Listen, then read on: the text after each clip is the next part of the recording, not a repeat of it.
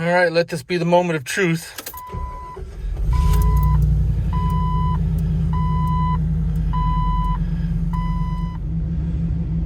I think that starter might be on its way out, even though it's brand new. Problem is, it's gonna be pretty impossible to change it out without dumping the exhaust. I might have to make a change to that.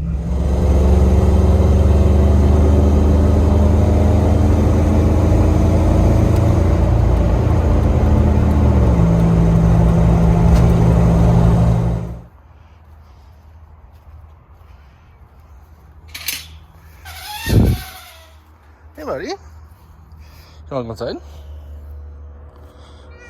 Rawr.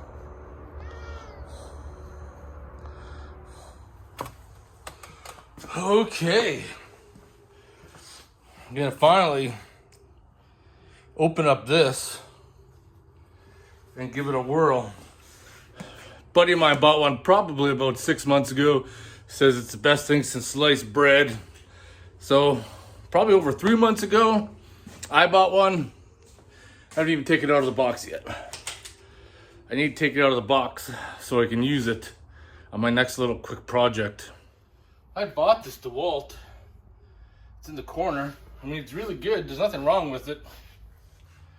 It says right there, cut steel with ready to weld, accurate, clean, and square cold cuts with no harmful smoke, no hot sparks or burrs, leave an instantly workable finish.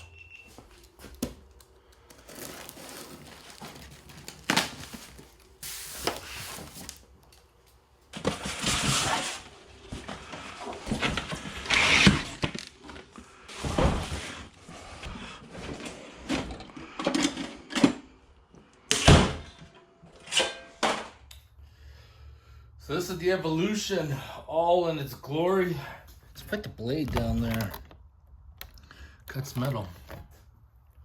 What I really like about this, it comes with this attachment that goes right there. That's for cutting tube. So instead of having your tube sit flat and then trying to clamp it, which always doesn't work, put your tube in there, butt it up. Man, that is sweet. Now I'm going to put the blade on it. You need a 5/16, and you got your lock right there. It's got a port for your brushes, so you can replace them. Handle lock, and that's your pin to lock it down there. I just need to cut some ready rod for a project I'm working on. So, let's see how it's gonna work.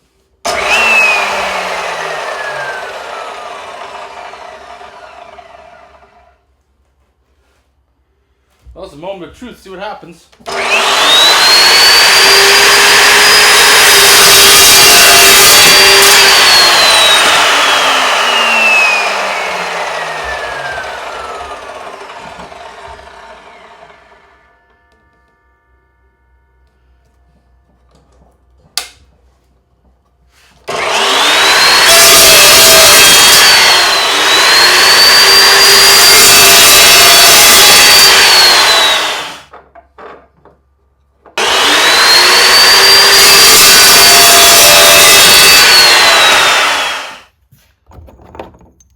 Wow, it's actually very impressive. I just gotta cut some flat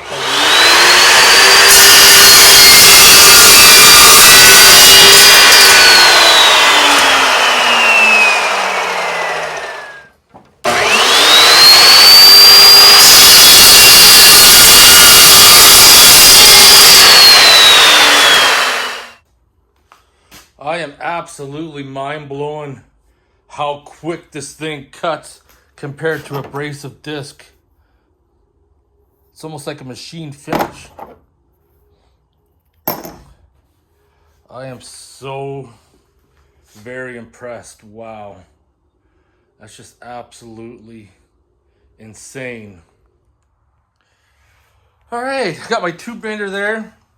I gotta drill some holes right through it so I can get the wheels put on it. 2 of them are swivel, 2 of them are not. That's why I cut the ready rod, so I can make some adjustments. Because before I was just using like pieces of metal or cardboard to kind of get it level, and that's pretty ghetto. So kind of want to do it properly. And then this is the 2-inch die that I bought probably over a year ago. I haven't even looked at it. And I'm gonna have to use this to bend the control arms for the Jeep TJ. I'm gonna say a few years ago, I bought this Ryobi set for the garage. This is a cheap set. I think it was like barely $100, but man, it sure's been working good. Batteries are starting to get weak though.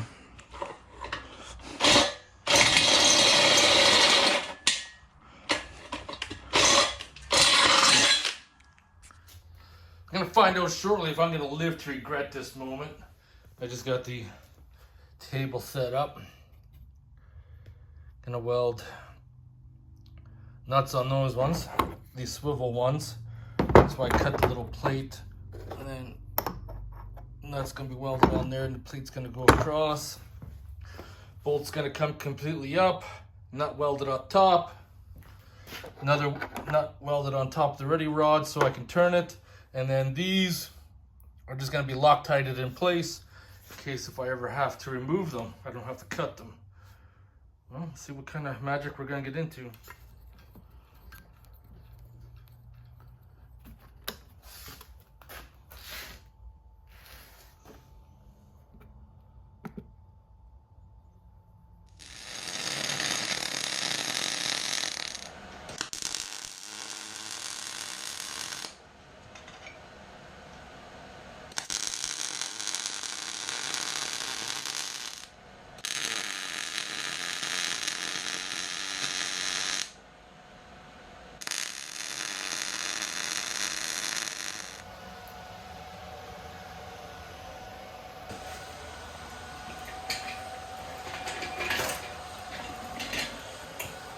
Swivel ones on one side, 2 locked ones here.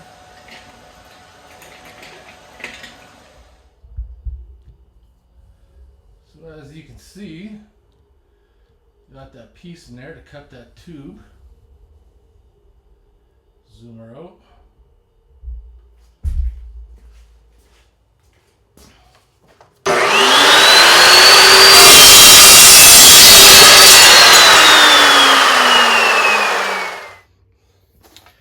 Last thing I'm gonna do is weld that 1 inch on there for my 2-inch die.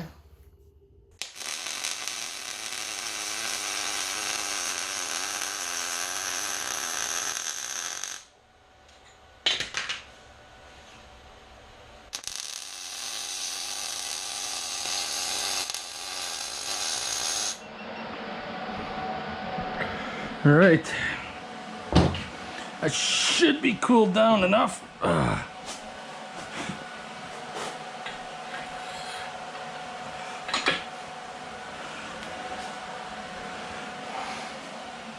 Slide that one there on. Perfect. Well, that was a fun afternoon project. Everything's back together. Now I can roll the tube bender around on the floor, which is going to be critical when I start doing the control arms before I bring the Jeep in. I want to get the bends in there first. Getting everything prepped, set up before I start ripping out that axle, because I don't want it to sit in the garage for a while. Because it's going to take a little bit of time to get the rear end set up and all that. And then I got to do the same to the front. I'm going to drop the front and got to put the axle truss in and everything else. So I got a lot of work cut out ahead of me for the next little while. That's why I'm hoping I'm not going to have any more issues, any more distractions, so I can focus on getting the TJ done. Then once the TJ is finished and completed, I could spend a lot of time enjoying the fruits of my labor, going out, doing some wheeling, shooting some wheeling videos. It seems like the last few years I've just been like plugging away, doing projects, and not really enjoying all the hard work I've been putting in.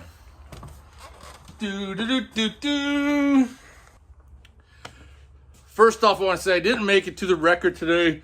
That was originally my plan. I think I need to shave my head one last time before winter. But yesterday it rained like heck. And I thought I'd give it today to dry up a little bit, because the last thing I want to do is I want to pull the starter out for the TJ just in case I do have a solenoid issue. Been driving it the last few days. No issues at all, but that doesn't mean anything, because at one time, when you really need it to start, it won't. So, carry like a jump starter with me, small hammer, because you just never ever know. And then went and ran some errands this morning, and got to look at a few other things. Went down to the local Princess Auto. I don't know why. I did pick up a 35mm socket. I got like a 36 and 30 and picked up one of those. I couldn't get it in the silver. They only had an impact, but whatever. And for some reason, I'm surprised I didn't have an 1 1/16 half-inch socket. Which I believe that was the pinion nut size on the Ford 8.8. I can't remember now. But I'm gonna work on today is I got this backup camera come in, because the AutoVox that I installed on this, the wireless, crapped out and shit the bed. And of course, it had to die just outside of the Amazon return window, so I couldn't even just send it back for free and get my refund. And they don't even have them listed anymore, so you couldn't even just buy one, exchange it, and then ship it back. Well, that's kind of like theft. You probably shouldn't do that. So now, open up the garage door. It is kind of a shame, but it is what it is. It's unfortunate I got to go through all this again. I got to remove the tailgate table, but I think I'm not going to use rivets anymore. I think I'm just going to put some nut certs in there that way, because I've already had this off a few times, because with this setup here, it's got to be wired. So I got to run the wire through there and all that mess. So on the other one, I ran it all inside here in this cubby hole. And this is the remote box. It's got power running to it, because I already took it apart. I only put 2 screws back in. It has power to it, but the circuit board is fried. Now, if you're worried about cable length, you could probably shove that down a long truck. So I need this end right here to plug into the camera. Now I have a full-time power cigarette port, so we're gonna plug this in, make sure it works.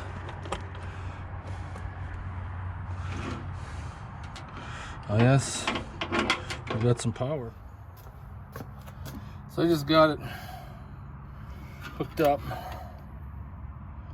Does okay. I mean, it's better than nothing, but video quality is not that good at all, to be honest. Or if I should hold on to this camera for future use. I think the camera's probably still good. I like to hoard stuff, so you never know. So I just ran it through the body, came down to here, ran it across. So all the extra wire, tied them into here, plugged it in. I guess we should test and see if it works. Before I put it all back together, so I turn the ignition on, reverse.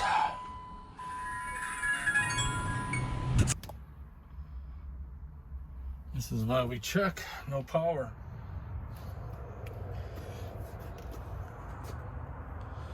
So I just got hooked up to an external power supply. So it works. Somehow Even my reverse light quit working. But I still got power. Something's not right. It's supposed to be 12 volts at least going through there, but you can see measuring off the ground there's 2 volts. And then when I come off the body, there's going to be 9 volts. There's a huge voltage drop going on. I'm not seeing. Got 9 volts.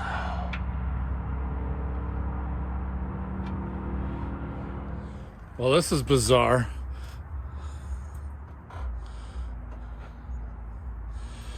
Problem.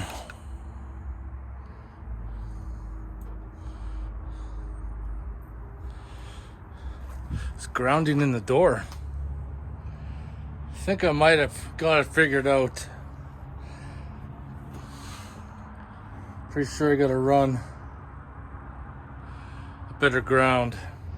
So all I did, remove the old ground, put a thicker one in. Now it seems to work.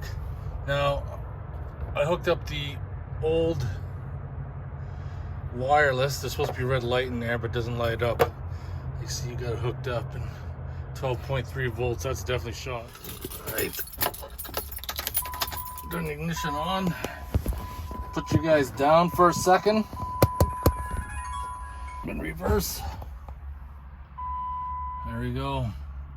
Works now. Put it back in park. Perfect. So that's the kind of mess I got going on. Just to diagnose bad ground, I just put a thicker wire in. All seems to be good. Had the multimeter out, 12 volt power supply, even the power probe. Things were getting real here.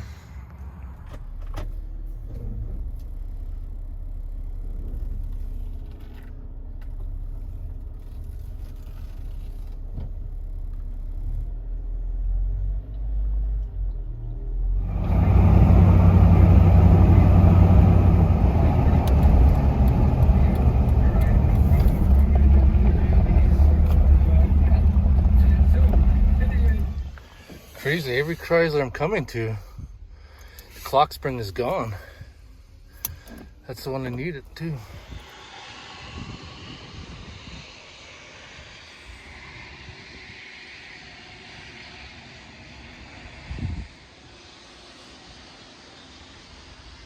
Independent and indigenous, that's who we are. TCs, how are you doing? People have missed you in the videos. I don't know, I've been so busy that the only time we've been spending lots of time cuddling, but haven't actually put you in the videos. I know. Are you having a cat nap? You want some scritches? So we did good at the wrecker stomps. We got some parts, but the clock spring may or may not work. We have to see.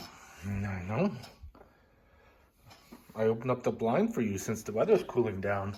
House isn't so warm. Now you can spy on stuff. Yeah. Are you cleaning yourself because I touched you? Oh my. You saying my hands are dirty?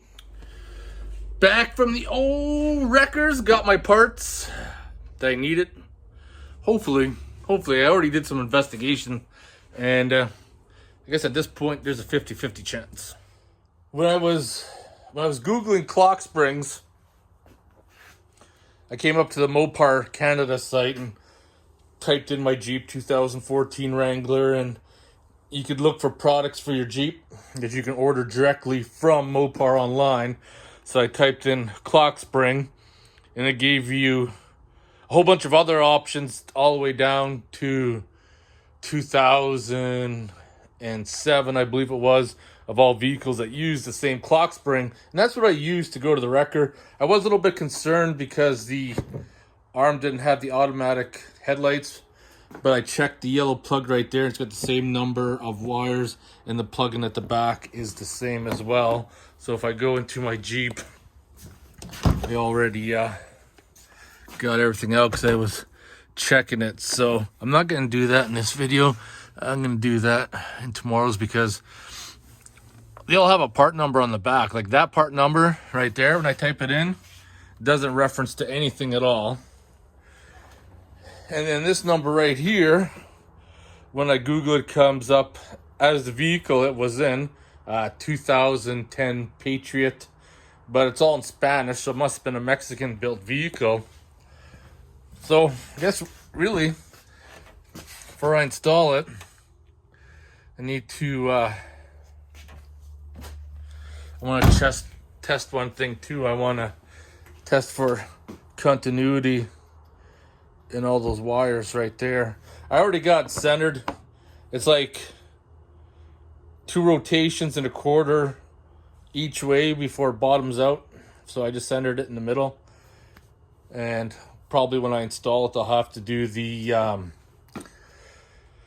steering angle reset, but we'll see. But I am just double checking all those leads. Whoops.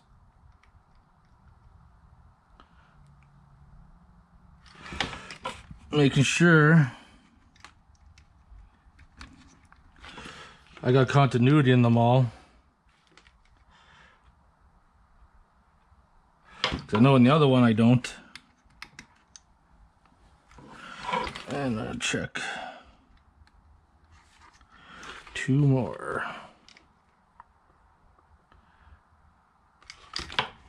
And check 1 more.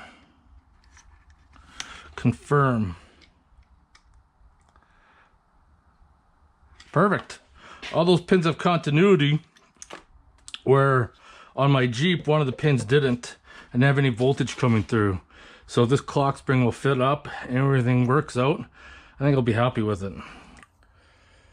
So I checked resistance of that clock spring. Everything's looking good.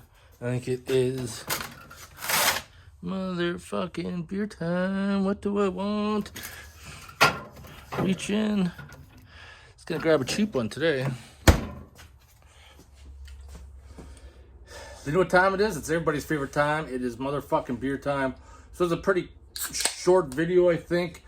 It did quite a bit. Went to the junkyard, got some parts, reinstalled a new rear view camera, and also did some work on the tube bender and set up that Evolution saw, which is kick ass. So from this point going, if the clock spring goes well, there'll be another video. Then I'm ready to bring the TJ in, remove the old axle, get that set up, get that axle set up, drive it for a little bit, put the truss in the front axle. Once that's all set up and ready to go, I'll be looking at getting the larger tires, the 33 by 12.5. But anyways, I already said motherfucking beer time, but didn't have a sip of my beer. I hope you guys enjoyed this video.